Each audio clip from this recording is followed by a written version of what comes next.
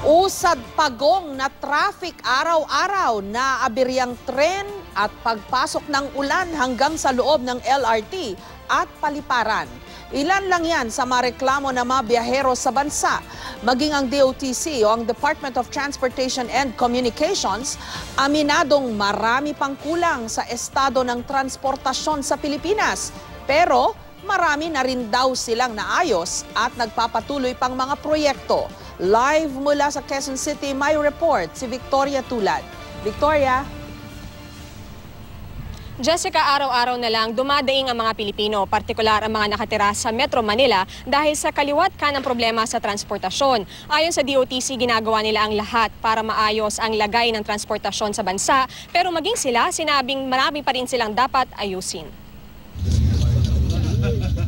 Sa viral video na ito ng isang pasahero, makikitang tila umuulan din sa loob ng tren dahil sa lakas ng pasok ng tubig. Sabi ng nag-post ng video, muntik na nga raw bumaha. Nangyari ito sa LRT1 sa kasagsagan ng ulan dahil sa habagat na pinaigting ng bagyong Falcon. Yung matanda, due for rehab, nagkaroon ng failure. But at least ngayon may stopgap solution. And once it's turned over, it's going to be addressed by the concessionaire. Noong Mayo naman, inulan ang loob ng Ninoy Aquino International Airport Terminal 1, kaya napagamit ng payong ang mga dumadaan. Ayon sa manager ng terminal, hindi pala naayos ang waterproofing. Bukod sa mga reklamong ito sa LRT at NAIA, kabi-kabila rin ang puna tungkol sa iba pang uri ng transportasyon sa bansa.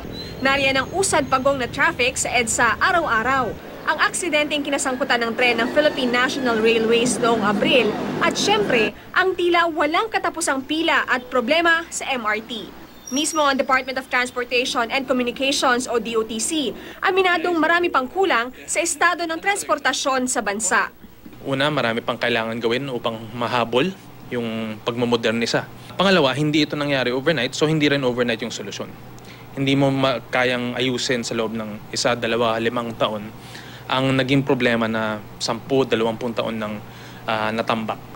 Sa kabila ng mga delay, mayroon pa rin naman daw mga improvement at ongoing projects. Sa NAIA halimbawa, nabuksan na ang Terminal 3, kaya't nabawasan daw ang siksikan ng mga pasahero sa Terminal 1. Sa susunod na buwan, darating naman ang prototype ng bagon ng MRT. Susuriin muna kung compatible ito sa ibang tren at sariles. Kung oo, ide-deliver na ang 48 bagong bagon simula Enero ng 2016. Sa pamamagitan nito, ang 540,000 na pasaherong capacity ng MRT araw-araw, magiging 900,000 na. Nasa proseso na rin daw ang pagkakaroon ng MRT7 mula North EDSA Quezon City hanggang San Jose del Monte, Bulacan, at LRT2 extension mula Santolan, Pasig hanggang Masinag, Antipolo.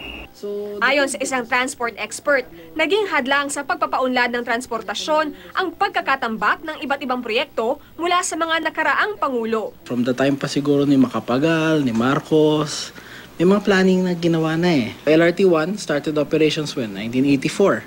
After that, hindi na siya nasundan for a very long time until MRT3, 1990s na, late 1990s na.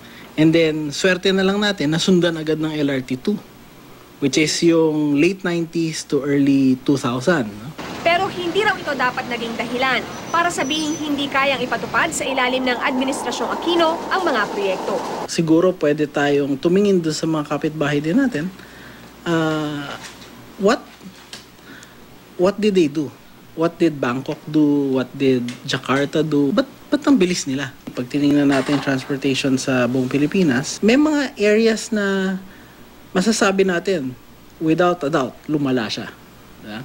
Pero may mga areas naman na masabi natin, nag-improve siya. Ayon sa DOTC, bagaman nagsisimula na ang mga proyekto para mapabuti ang lagay ng transportasyon sa bansa, hindi pa mararamdaman ang epekto ng mga proyektong ito hanggang sa susunod na 3 o 5 taon. Dahil dito aminado ang ahensya na wala pa rin magagawa ang publiko, kundi ang patuloy na magtiis. Do you think effective ang government natin sa pagbibigay ng solusyon dito sa transportation? Siguro, let's give them a chance na lang. I think lumalala po as a commuter myself, especially po sa MRT.